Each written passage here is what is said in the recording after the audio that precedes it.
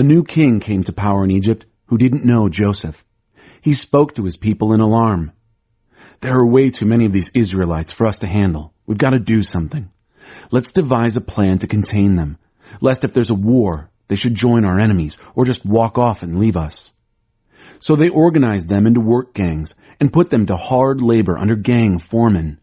They built the storage cities Pithom and Ramesses for Pharaoh. But the harder the Egyptians worked them, the more children the Israelites had, children everywhere. The Egyptians got so they couldn't stand the Israelites and treated them worse than ever, crushing them with slave labor. They made them miserable with hard labor, making bricks and mortar and backbreaking work in the fields. They piled on the work, crushing them under the cruel workload. The king of Egypt had a talk with the two Hebrew midwives. One was named Shiphrah and the other Puah. He said, "When you deliver the Hebrew women, look at the sex of the baby. If it's a boy, kill him. If it's a girl, let her live."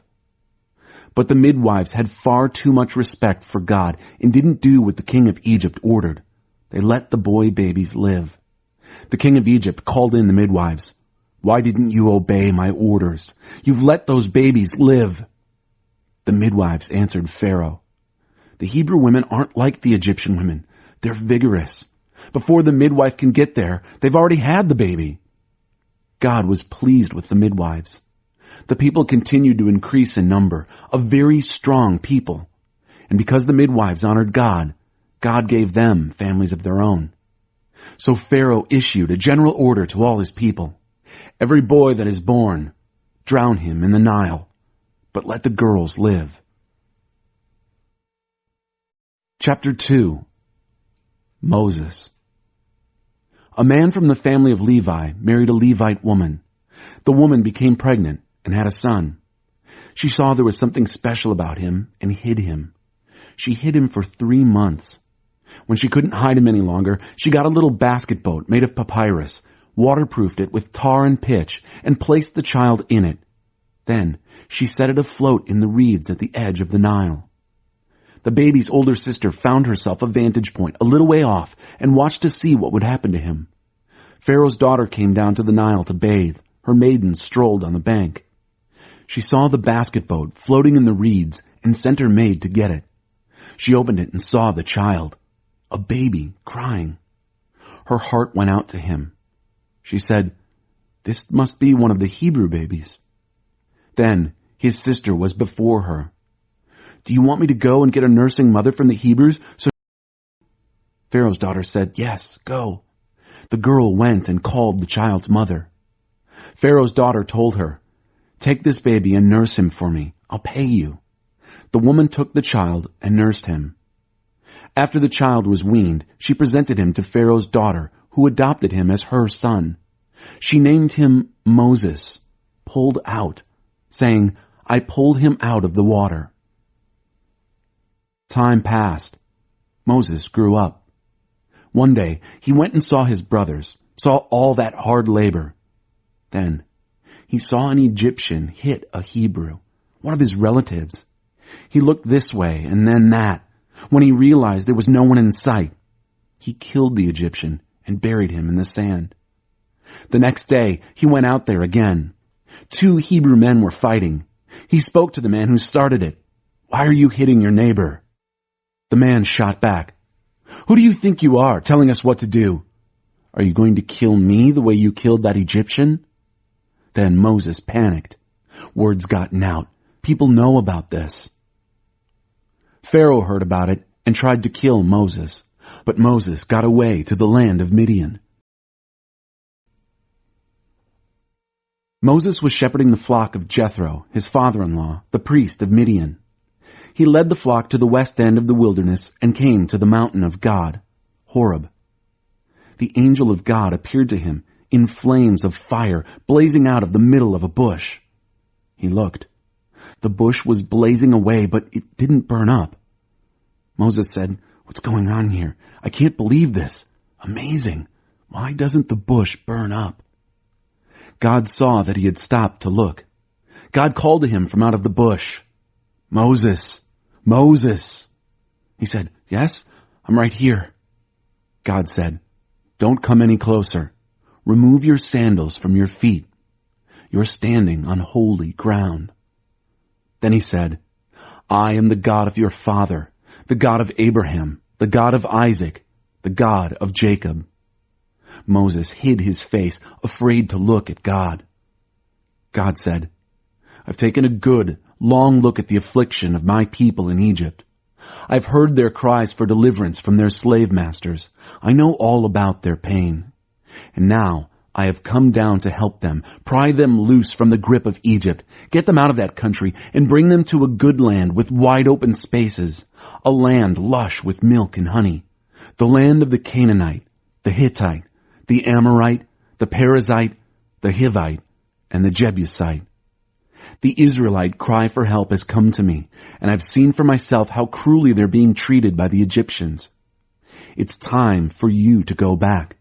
I'm sending you to Pharaoh to bring my people, the people of Israel, out of Egypt."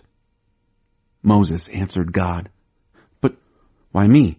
What makes you think that I could ever go to Pharaoh and lead the children of Israel out of Egypt?" "I'll be with you," God said, "and this will be the proof that I am the one who sent you. When you have brought my people out of Egypt, you will worship God right here at this very mountain." Then Moses said to God, "Suppose I go to the people of Israel and I tell them, 'The God of your fathers sent me to you.' And they ask me, 'What is his name?' What do I tell them?" God said to Moses, "I am who I am. Tell the people of Israel, I am sent me to you." God continued with Moses, "This is what you're to say to the Israelites. God, the God of your fathers, the God of Abraham, the God of Isaac, and the God of Jacob sent me to you. This has always been my name, and this is how I always will be known. Now, be on your way." Moses objected. "They won't trust me. They won't listen to a word I say. They're going to say, 'God appeared to him?' Hardly." So God said, "What's that in your hand?" "A staff." "Throw it on the ground." He threw it. It became a snake. Moses jumped back, fast. God said to Moses, "Reach out and grab it by the tail." He reached out and grabbed it, and he was holding his staff again. "That's so they will trust that God appeared to you, the God of their fathers, the God of Abraham, the God of Isaac, and the God of Jacob." God then said, "Put your hand inside your shirt." He slipped his hand under his shirt, then took it out. His hand had turned leprous, like snow. He said, "Put your hand back under your shirt." He did it, then took it back out, as healthy as before. So if they don't trust you and aren't convinced by the first sign, the second sign should do it. But if it doesn't, if even after these two signs they don't trust you and listen to your message, take some water out of the Nile and pour it out on the dry land. The Nile water that you pour out will turn to blood when it hits the ground.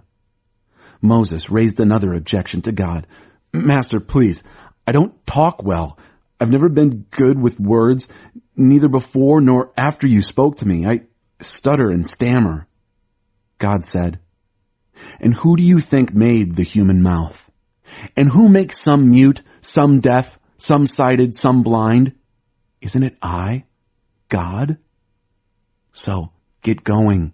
I'll be right there with you, with your mouth. I'll be right there to teach you what to say." He said, "Oh, Master, please send somebody else." God got angry with Moses. "Don't you have a brother, Aaron the Levite? He's good with words. I know he is. He speaks very well. In fact, at this very moment, he's on his way to meet you. When he sees you, he's going to be glad. You'll speak to him and tell him what to say. I'll be right there with you as you speak and with him as he speaks, teaching you step by step. He will speak to the people for you. He'll act as your mouth, but you'll decide what comes out of it. Now, take this staff in your hand. You'll use it to do the signs." Moses and Aaron approached Pharaoh. They said, "God, the God of Israel, says, 'Free my people so that they can hold a festival for me in the wilderness.'" Pharaoh said, And who is God that I should listen to him and send Israel off? I know nothing of this so-called God, and I'm certainly not going to send Israel off." They said, "The God of the Hebrews has met with us. Let us take a 3-day journey into the wilderness so we can worship our God, lest he strike us with either disease or death." But the king of Egypt said, "Why on earth, Moses and Aaron, would you suggest the people be given a holiday? Back to work." Pharaoh went on, "Look, I've got all these people bumming around, and now you want to reward them with time off?" Pharaoh took immediate action. He sent down orders to the slave drivers and their underlings. "Don't provide straw for the people for making bricks as you have been doing. Make them get their own straw, and make them produce the same number of bricks, no reduction in their daily quotas. They're getting lazy. They're going around saying, 'Give us time off so we can worship our God.' Crack down on them. That'll cure them of their whining, their God fantasies."